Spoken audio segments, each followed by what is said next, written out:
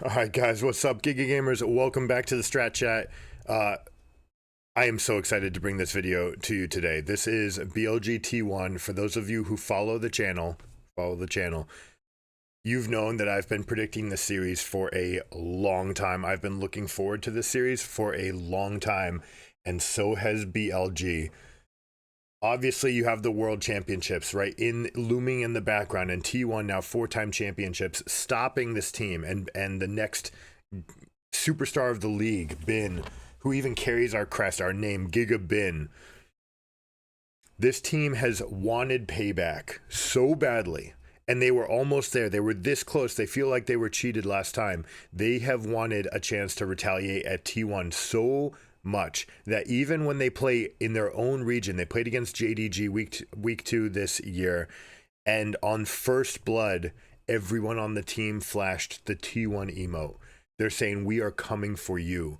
We are coming for you right now. We are on our way. We are on a warpath to come get you, Faker. We are on our way to come destroy you, and we are going to exact our vengeance.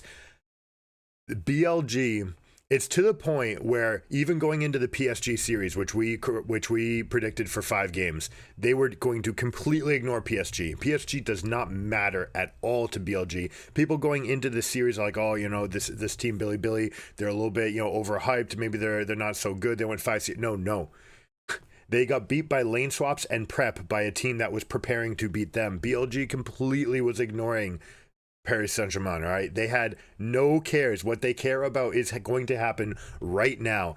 This series is going to be 3-1, all right? 3-1, 3-0. I think T1's good enough to get a game in most of the iterations where they play, but BLG has been looking forward to this for so long. They picked up the biggest acquisition that has ever transpired in League of Legends, bringing Knight in to replace Yagao, saying, no, we want the best player because we need the best roster possible. They have the best bot lane, the best mid, the best top in the tournament. No joke. These guys are all better than their respective counterparts on Gen G. And I honestly cannot wait to see what they bring out for this game. So I'm going to be breaking it down for you. I'm going to be looking at it. We have eyes on the fact that, you know, BLG is going to be so hyper tuned. Do they get overhyped? Do they lose control because they get so excited, especially if they get an early first kill? Or if the first game drags out and it becomes sort of a roller coaster. Something that Faker has been exceptionally good at is keeping his team's mental steady and making good calls in end games. So if T1's going to have a chance, it's going to look something like that. But you can tell that BLG already wants to take it to them. They're even pressuring Owner off of his wolves at level 1. Knight's going to have the pushing advantage here against Corki, and they bring Vayne down as well. This is going to zone off Corki. Corki can go and hover for the Viego, making Viego making it possible for Viego to clear his wolves without much interference. But this does mean that Kalista is alone in the bot lane, so she is going to get massive here. Now, Tahm Kench, Senna, they are together. Senna's going to be picking up some of the stacks, but look at this harass. This is all prep, guys. This is all prep. This is me reacting to wherever you think you're going to press us out. I know that Senna Kench, you're trying to hide Senna Kench away from my Kalista Renata lane. That makes sense. First rotation's probably going to come from a Tahm Kench teleport. What we've seen all tournament is Tahm Kench teleporting to catch this wave and to protect the Cassante when he gets dived 4v2. Now, I love this adaptation right here.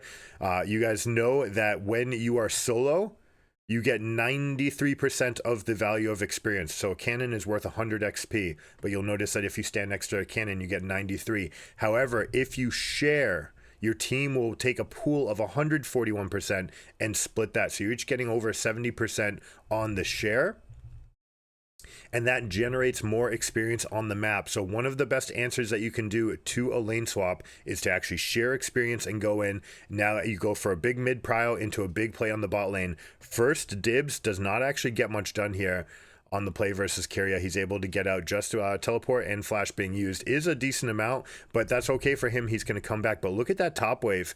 They didn't actually sit it all the way to crash back, and now it's just sitting there. It hasn't really been gaining. One of the things that you'd like to have done is have that top lane restacking coming back out to you. It looks like it is coming, but it's not as big as they would have liked. That thing is building up. Someone's going to have to go over there.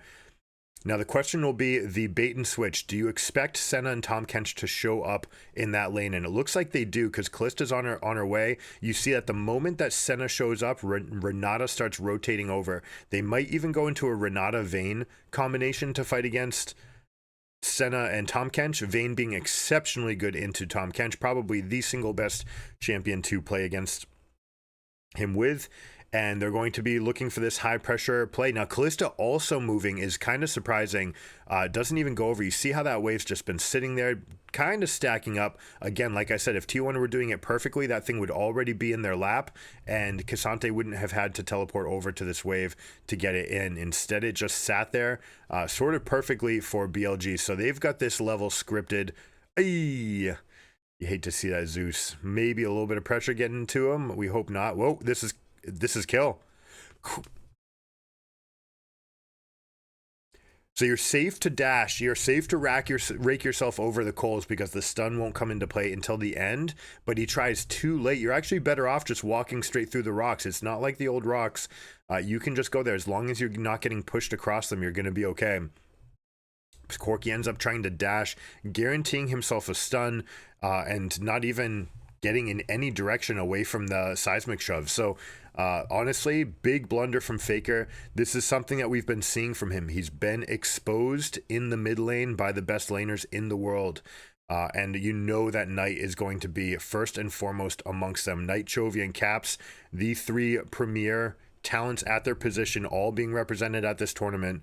And you know, year after year, it is the most important position overall for the sake of your team. The junglers come and go. You do want to have your jungle pressure, but it comes through the calls from the mid. Look at this. This wasn't even particularly well aimed. Faker did not need to try to dash that. Knight just made him panic, which is kind of crazy. This is not something we expect from Fakers, to show any amount of panic.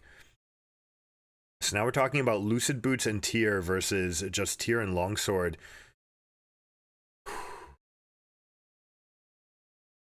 Let's see the pressure here. Sejuani's been moving around. Sejuani, not really the best situation for him. Normally you like to get more melees, but it's always going to be a steady tankish type champion that makes a very strong front line for Kalista to bounce off of. So what you give up in synergy for the Permafrost, you gain in synergy for the Kalista and just positioning in the fight. Also, you have that Renata Kalista on hit synergy, where they both get that W passive to reward each other for striking the same targets. That's what makes this lane such a premium combo. We'll take another look at this gank. He says Sejuani and Talia. Talia with the mid push coming on over. Corki's going to try to respond with the push in mid. Hold on, we're not going to see this yet. This is going to be another kill. Renata ganking from the left side off of the recall from the fight in bot lane. That is such immaculate movement. Great job. You can just see that BLG is playing at a high tempo, and this is what we love to see. Swapping lanes back and forth. You move, support, and jungler. You're the glue going to all three positions. You've got three people farming. It doesn't really matter where they're farming from. You push waves, you stack waves, you collect them together, and you try to glue or pin your opponent down to a lane, and you make a move that it's hard for them to react to. Hold on, this is level 6 from K'Sante. Is he can go all in? Usually you just get condemned in response. Yep, that's what happens. Ben's gonna have to give up this cannon though. Stays in experience. Zeus actually could have zoned him away from the XP. That's 93 experience, right? That's a significant chunk. T1 does get something back for themselves here. We do get Dragon, but this is the trade that BLG wants to make. They've got Kalista, Renata. So, and they've got the range. They do have the range advantage overall for this game. It is going to be tough to siege against this Corki later, but by getting the Void Grubs, they're saying, yeah, we're going to be okay, especially if we can get 6 of these.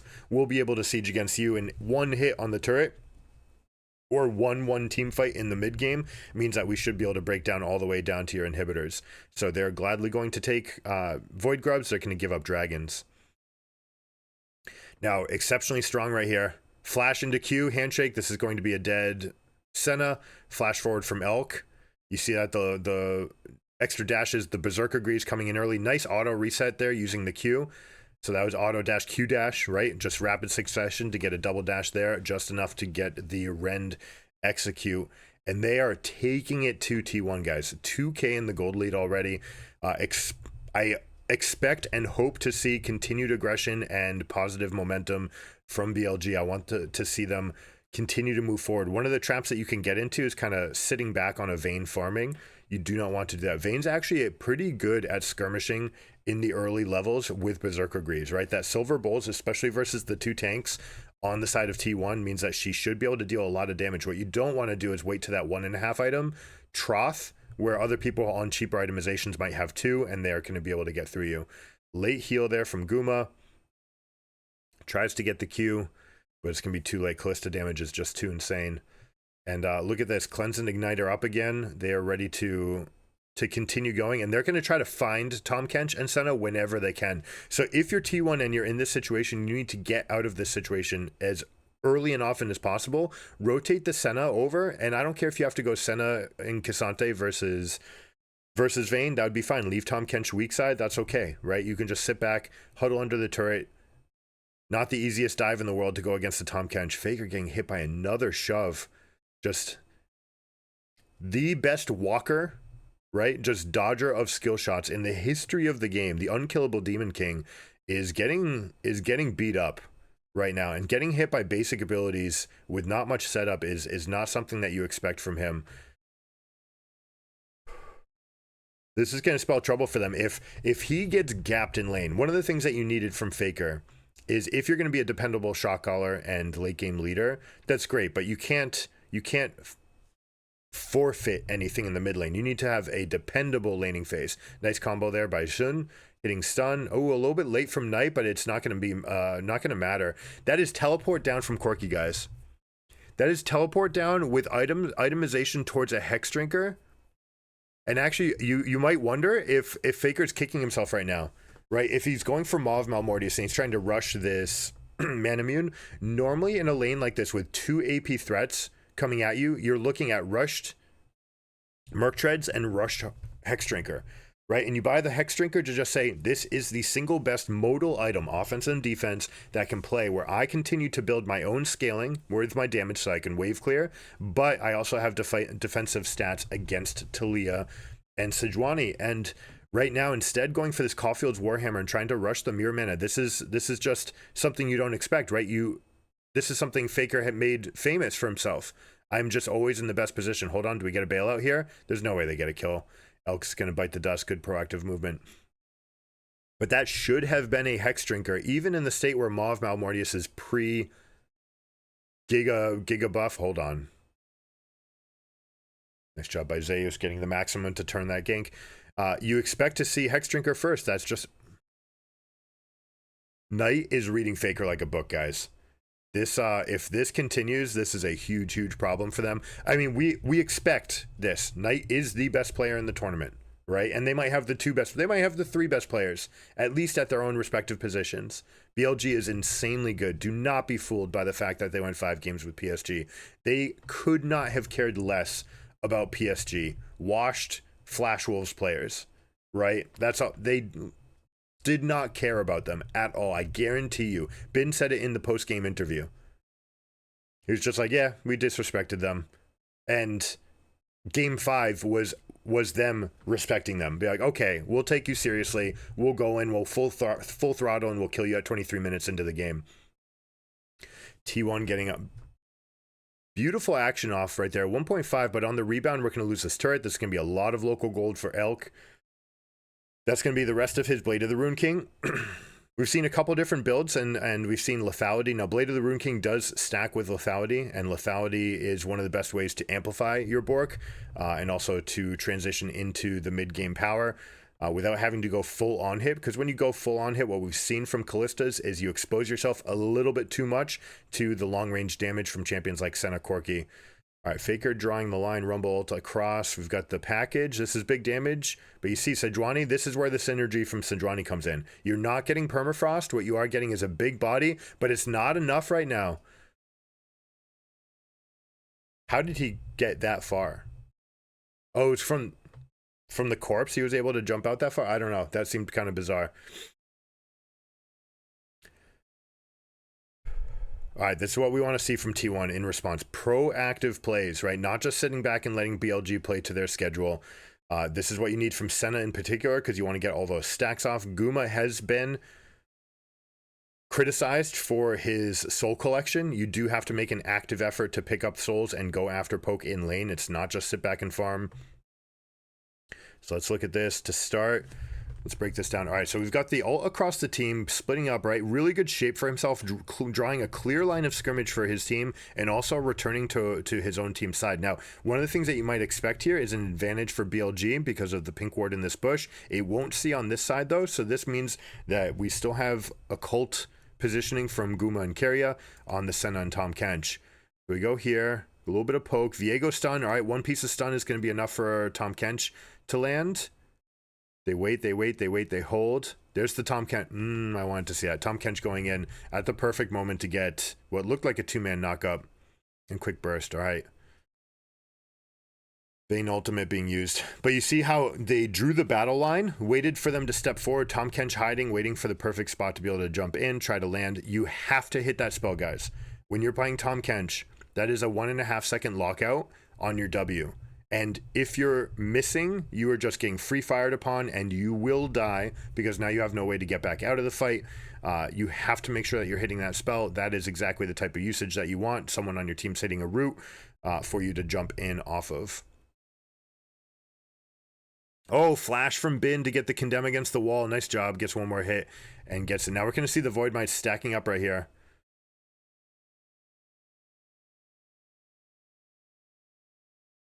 And with 6 mites, right, they're going to be ripping through these turrets. So this team is going to want to move proactively. They want to be quick. They want to move side to side. Vayne is going to pick up all the extra waves, right? Make sure that you're getting all the farm in the world. You do want to get this like 3-item spike, although with the Storm Razor build, you can be a little bit stronger, move around the fights a little bit easier. Sejuani shooting the from Fog. Nice job. Fog of War strikes again.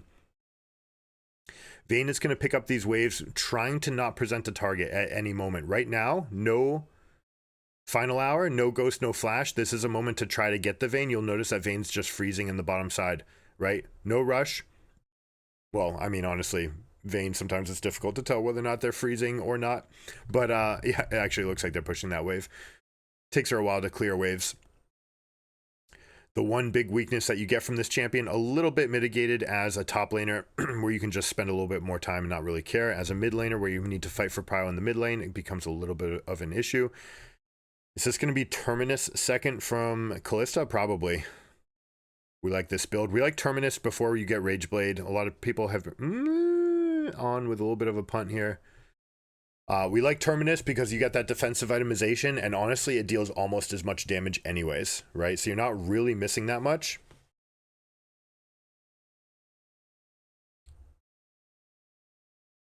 But you end up getting the defensive itemization that helps you out. Nice condemn. Here we go. We got the moved.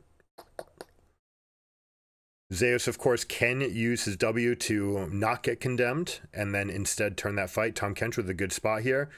Interesting use of the blast cone. Makes sense to get on into a better position. Bin can step up. Look how they're fighting for this eastern quadrant, right? Dragon's coming up in a minute 53. It looks like BLG is actually saying, like, no, we're strong enough now. We're ready to fight you for everything. We don't need to give you any more dragons. 2 is enough. We don't want to get in a position where you have 3, and you might give us one of those infamous T1 forks where you force us to decide between Dragon 4 and the Baron. And if you guys follow the channel, you guys know that Baron is the correct choice there. Dragon 4 will always be looming, but why not do it while you have 5,000 more gold, right? Like, get the Baron, go push turrets, get yourself some map pressure, and then you can go get the Dragon. Don't try to coin flip a fight, especially in a position like this where you're down in the game. T1 should be aborting this plan and should be trying to set up. There is a minute 20 seconds between the spawns, which is kind of the worst case scenario for them. They'd like them to be coming up at the same time so that they can completely just trade opposite side. I expect them to fight for mid prio, try to stall on the bottom side river, right? So you're just trying to hold this area right here, not trying to engage, but make them take as long as possible and make BLG make the decision about whether or not to come back in the map. If you can stall them by a minute, then you can buy enough time for yourself to go to the Baron and say, okay, you're good. We'll give you one, we'll have the other, we'll take the Baron, and we'll take over the complete trek of the map. So here we go. They're fighting 4 people, 5 people mid. They're actually retreating Zeus already. This seems a little bit preemptive. You normally need this big body, and Guma doesn't get the memo that Cassante is gone.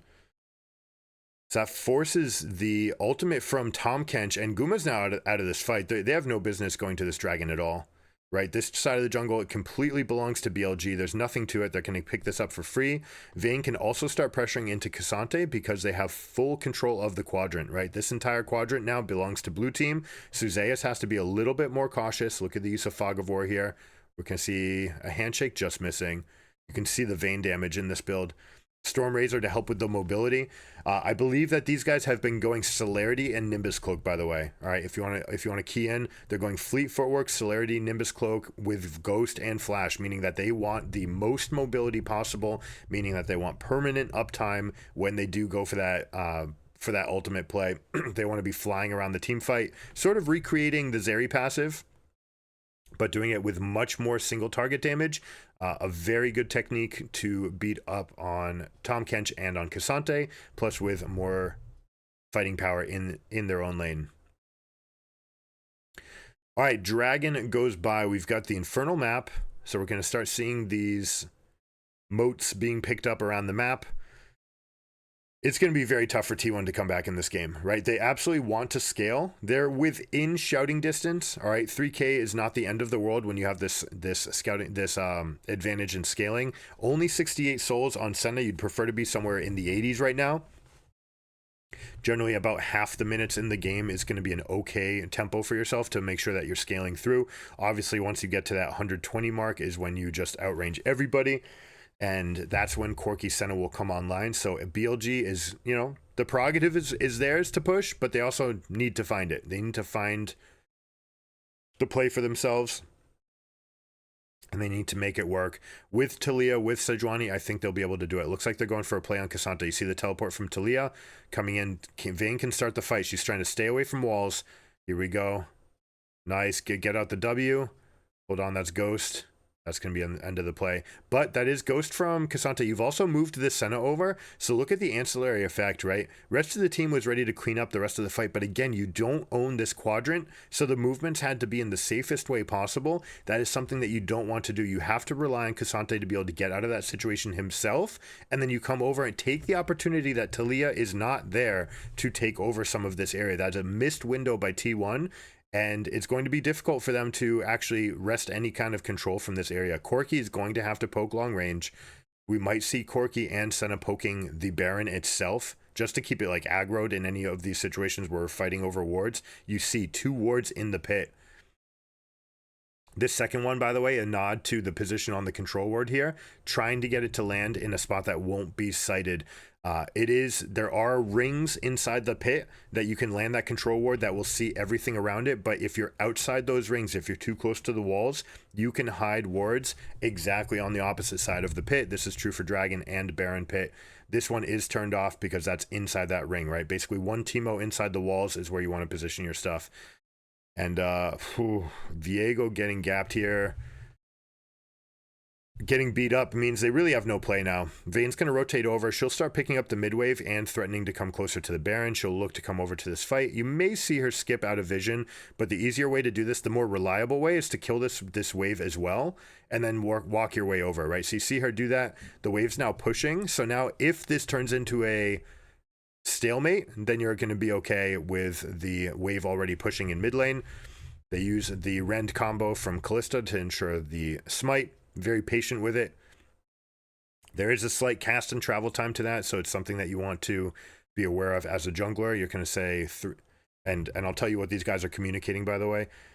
You don't go 1, 2, 3 smite, right? There's any amount of discord or miscommunication on what should or could happen on what the call is. You always want to do 3, 2, 1 so that we know that it's happening on that moment. And then as the smite button, you're waiting, you're just doing a half tick in your brain and like a grace note. And then you press that smite button so that the Ren's coming out, your smite's coming, and you're getting that biggest chunk of damage at the as concisely as possible.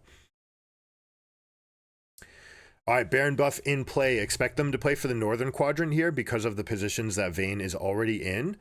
They want to get pressure on this side to force the defense to be on this side, and that should clear the road for them to get the dragon for free if they decide to go for it. You could also say, hey, look, you guys go ahead, take dragon. We'll continue to push in top lane, but we're going to take the control of this northern quadrant, push through mid, and then we can start sliding over.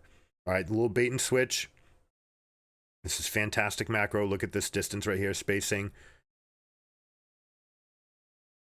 on this ward. This is my favorite ward in the game, by the way. Maybe these guys are GIGA subscribers. You put that ward right on that elbow here, and it sees all the passageways that people will use. All 3 bushes that might be used to get around that area. You'll see people moving into them. All right, empowered recall from Vayne. All right, the poke from Corki. Is this going to be enough to isolate? All right, time to see the skill. Going for the early damage. Oh! No way.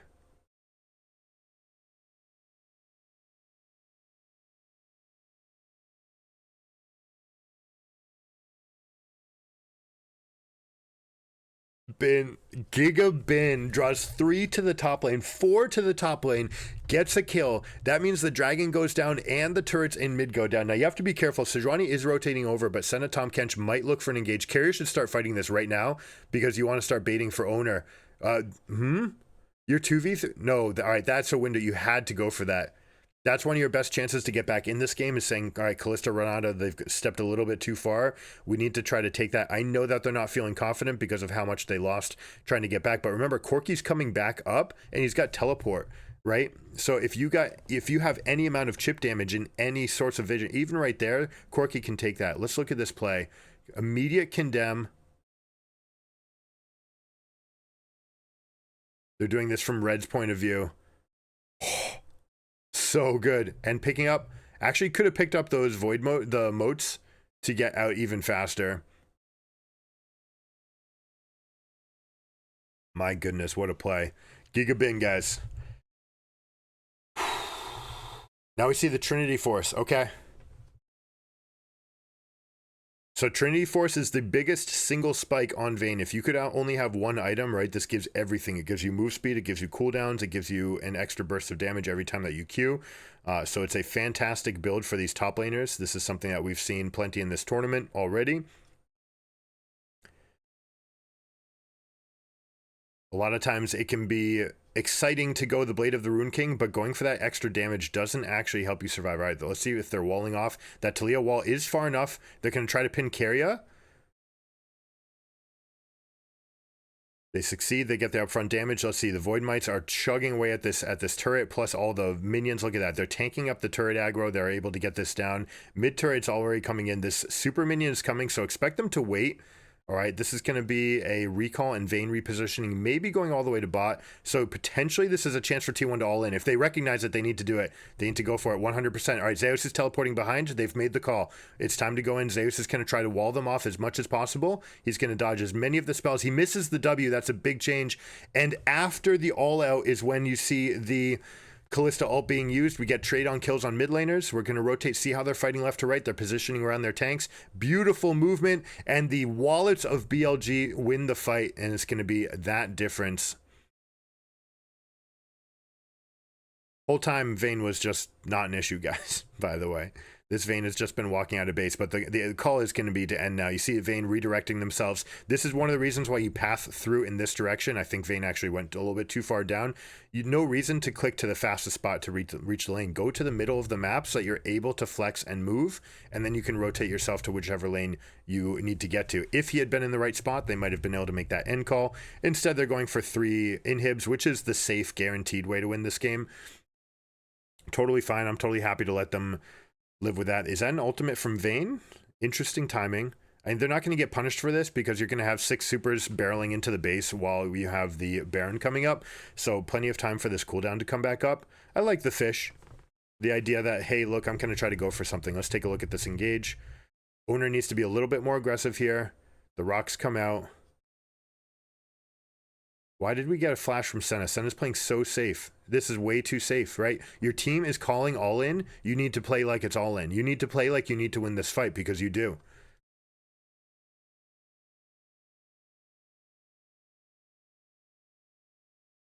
Oh, 1 HP. Dude, if they If Senna is able to deal 2 more attacks in that fight, T1 wins. T1 wins the fight. Instead, they don't. And they don't. And we continue to be critical of Gumayusi on Senna. They are not getting the maximum out of this champion. Despite how much they do get, I think it's largely on the back of Keria. I think Keria's champion pool, the fact that he can play Ashe with it, Tom Kench, Nautilus, he has so many champions that he's happy to play in combination with the Senna that he's good at and that he can play at that level. And Keria has shown to be one of the most flexible players in the entire world. I think he's carrying that lane. We see too much of a miss. And we've seen, who was the other player? Was it Hans Sama that also had that issue? Just not going enough for the bullets, not playing enough for the poke. BLG,